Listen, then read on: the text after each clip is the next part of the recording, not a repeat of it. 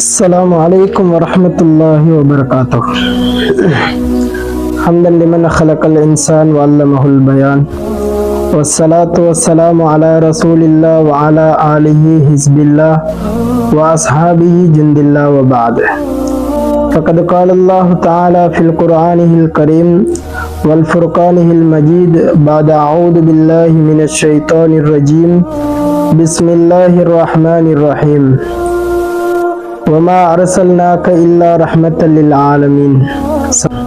உங்களுடைய குழந்தைகள் இருக்கின்றார்கள் அல்லவா, அவர்களுக்கு நீங்கள் கற்பித்து கொடுங்கள், அவர்களை அதன் பிரகாரம் வழிநடாத்துங்கள் என்பதாக குறிப்பிட்டு காட்டுகின்றார்கள். கண்மணியான ஸல்லல்லாஹு அலைஹி வஸல்லம் அன்னவர்கள் சொல்லி காட்டுகின்றார்கள், அத்திபு அவுலாதக்கும் அலா ஸலாத்தி ஹிசாலின்.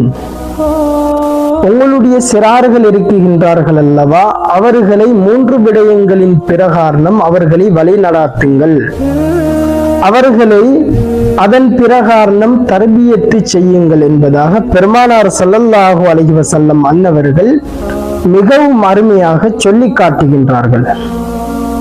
முதலாவது ஹுப்பி நபியிக்கும். அனைத்து விடயங்களில் இந்த உலகத்தில் ஒரு பிள்ளை, ஒரு குழந்தை பிறந்ததிலிருந்து மரணிக்கும் வரைக்கும் உண்டான அனைத்து விடயங்களையும் எம்பெருமானார் ஸல்லல்லாஹு அலைஹி வஸல்லம் அன்னவர்கள் கற்றுத்தந்திருக்கின்றார்கள்.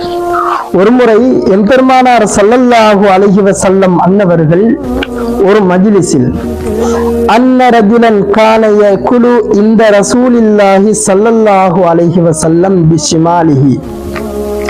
ஒரு மனிதத்தை பற்றியும் என்னுடைய குடும்பத்தினுடைய நேசத்தை பற்றியும் எதற்காக வேண்டி சிறு பிள்ளையிலிருந்து கற்றுக் கொடுக்க வேண்டும் என்று சொன்னார்கள் என்று தெரியுமா? உதாரணமாக ஒரு ரோஜா பூ இருக்குகின்றது. அந்த ரோஜா இதழ்கள் என்பது மிகவும் மென்மையான ஒரு விடயம். அதை போன்றுதான் சிறு பிள்ளையினுடைய உள்ளம் என்பது, சிறு பிள்ளையினுடைய இதயம் என்பது ரோஜா இதழ்களை போன்றது. உதாரணமாக ரோஜாவை கையில் எடுத்து நாம் நம்முடைய வேகத்தின் பிரகாரம் நாம் அசைத்தால் அதனுடைய இதழ்கள் அவ்வாறே கீழே விழுந்துவிடும். அன்பார்ந்தவர்களே, அதே போன்றுதான் சிறார்களுடைய உள்ளங்களில், குழந்தைகளுடைய இதயங்களில் நாம் அந்த நாயகம் ஸல்லல்லாஹு அலைஹி வஸல்லம் சந்தித்த பொழுது